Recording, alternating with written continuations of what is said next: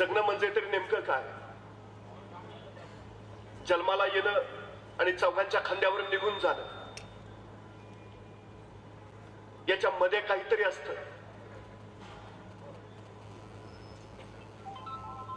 एक वेड्यांचा दवाखाना होता. डॉक्टर तपासायला आलेले आणि तपासण्यासाठी आलेल्या डॉक्टरांकडे एक वेडा मागे लागला होता. डॉक्टर, मला कादंबरी लिहायची आहे, एक क्रीम कागद आणि पेन द्या. डॉक्टरांना आश्चर्य वाटलं. हा वेडा, डोक्यावर परिणाम झालेला, हा काय लिहिणार? याला कादंबरी म्हणजे काय ते तरी माहिती आहे का? याला कशाला कागद आणि पेन हवा? डॉक्टरांनी दुर्लक्ष केलं. दुसऱ्या दिवशी डॉक्टर परत आले. परत त्या वेड्याचा हट्ट चालू झाला. तिसऱ्या दिवशी, चौथ्या दिवशी, महिनाभर तो वेडा डॉक्टरांकडे हट्ट धरत राहिला. डॉक्टर, मला एक क्रीम कागद आणि पेन द्या, मला कादंबरी लिहायची आहे. शेवटी डॉक्टर कंटाळले, वैतागले. एक क्रीम कागद आणि पेन त्याच्या हातावर ठेवलं. म्हटले, हे कागद घे, पेन घे आणि लिही, तुला काय लिहायचे ते. त्या वेड्यानं ती कागद आणि पेन घेतली. त्याच्यानंतर महिना उलटून गेला. महिन्यानंतर सहज डॉक्टरांना आठवलं. त्यांनी त्या वेड्याला विचारलं, काय रे, झाली का तुझी कादंबरी? तसा वेडा धावतच गेला. ते एक क्रीम लिहिलेले कागद घेऊन डॉक्टरांच्या समोर आला. म्हटला, केव्हाची तयार आहे, तुम्ही कधी मागताय त्याचीच वाट बघत होतो. डॉक्टरांना आश्चर्य वाटलं. या वेड्यानं कादंबरी लिहिली, खोलीत जाऊन निवांत वाचा. डॉक्टर म्हटले, ठीक आहे. स्वतःच्या खोलीत आले. आता वेड्यानं लिहिलेली कादंबरी संत शांत निवांतपणेच वाचली पाहिजे. मोठ्या उत्सुकतेने त्यांनी कादंबरीचं पहिलं पान उघडलं. पहिल्या पानावरच लिहिलं होतं, माझी ही कादंबरी माझ्या प्रिय डॉक्टरांना समर्पित. डॉक्टर खुर्चीवरनं 3 ताड उडाले. याला वेडा कसं म्हणावं? हा तर शहाणा दिसतोय. त्याची कादंबरी त्यांनी मला समर्पित केली, याचा अर्थ काहीतरी कादंबरी चांगला असणार. त्यांनी त्यात उत्साहात पहिलं पान उघडलं. पहिल्या पानावर लिहिलं होतं, सरदार घोड्यावर चढले. म्हटले, ऐतिहासिक कादंबरी दिसते वाटतं. काय लिहिलंय? सरदार घोड्यावर चढले. जबरदस्त सुरुवात आहे. म्हणजे आता खरी मोहिमेला सुरुवात होईल. ही कादंबरी एखाद्या मोहिमेवरच आधारित आहे वाटतं. सुरुवात एवढी जबरदस्त आहे. शेवट कसा असेल? त्यांनी तितक्याच मोठ्या उत्साहात शेवटचं पान उघडलं. शेवटच्या पानावर लिहिलं होतं, सरदार घोड्यावरनं उतरले.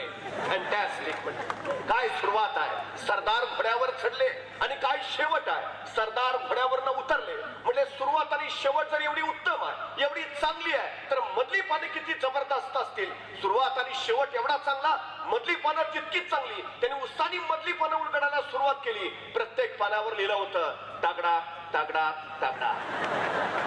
सरदार घोड्यावर चढले, तागडा, आणि सरदार घोड्यावरनं उतरले. कादंबरी संपली. आमच्या आयुष्याचं नेमकं काय होतं? आम्ही जन्माला येतो म्हणजे घोड्यावर चढतो. आम्ही चौघांच्या खांद्यावर जातो म्हणजे घोड्यावरनं उतरतो. मधल्या काळामध्ये आमची काय चालू असते?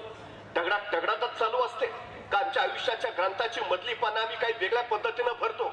त्याच्यामध्ये आमचं कर्तृत्व, नेतृत्व, व्यक्तित्व, त्याच्या पलीकडे काहीतरी वेगळं, जे जगाला विस्मयित करून टाकेल, जे इतरांना आश्चर्यकारक करून टाकेल, जे नवनवे विक्रम घडवणारं ठरेल, जो इतिहास निर्माण करेल, असं काहीतरी असतं. नाहीतर आम्ही सातत्यानं विचारत राहतो. खरं तर जयंती आम्ही शिवाजी महाराजांची साजरी करतो, जयंती संभाजी महाराजांची साजरी करतो.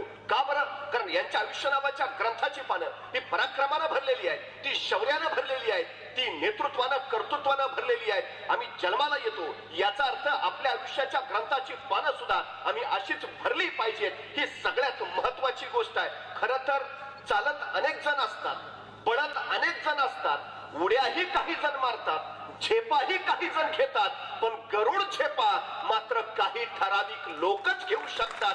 याचं कारण काय? चालणारे अगदी थोडं अंतर पोहोचतात, पळणारे आणखी लांब जातात, उड्या मारणारे आणखी पुढे जातील, झेपा मारणारे आणखी थोडं पुढं, पण गरुड झेप हे आकाशाला गवसणी घालणारे असतात. म्हणून आम्ही आकाशाला गवसणी घालणारी माणसं, कर्तृत्व निर्माण करणारी माणसं, विक्रमांचे प्रांत कवेत घेणारी माणसं, अशा लोकांच्या झेपा या गरुड झेपा म्हणून घेत असतो. ही सगळ्यात महत्वाची गोष्ट आहे. मग ही माणसं नेमकी कोण आहे? ही आभाळातनं जन्माला येतात का? असामान्य म्हणूनच ती तयार होतात का? का तुमच्या माझ्यासारखी सामान्य असतात? आम्ही सातत्यानं विचार करत असतो, मोठी माणसं तयार होतात तरी कशी? कुठून सुरेश सोनावणे नावाच्या एका युवकाला असं काहीतरी सुचलं असेल की असं काहीतरी विश्व उभा करावं आणि महाराष्ट्राच्या कोपऱ्या कोपऱ्यामध्ये माझ्या गरुड झेप अकॅडमीची संस्था उभारावी आणि तिथं करण्यासाठी सज्ज व्हावेत. का वाटलं असेल, कुठून स्फुरलं असेल, कसं सुचलं असेल, हे कधी वाटतं? काहीतरी करावं याची जाणीव होते तेव्हा, काहीतरी घडवावं याची उर्मी पेटते तेव्हा, हो मी करू शकतो असा आत्मविश्वास उरात येतो तेव्हा.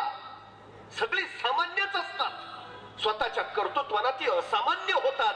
ही सगळ्यात महत्वाची गोष्ट आहे. कुणीही घडून येत नाही, अजिबात नाही. पण घडतात कोण?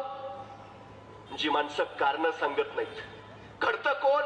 जी माणसं सबबी देत नाहीत. आमची अडचण काय माहिती आहे?